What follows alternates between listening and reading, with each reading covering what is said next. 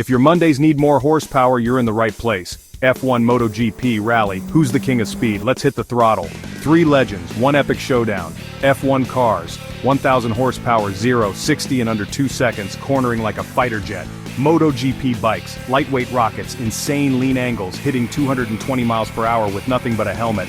Rally cars, kings of chaos, launching off gravel, drifting through forests, built to conquer any terrain. But which is fastest on the straight? F1 takes the crown on tarmac, MotoGP's wild on 2 wheels, and Rally dominates off-road. Each is a beast in its own arena, but only one owns the title of fastest. Want more racing showdowns? Smash follow for more horsepower, and don't miss the related video below. Your need for speed starts here.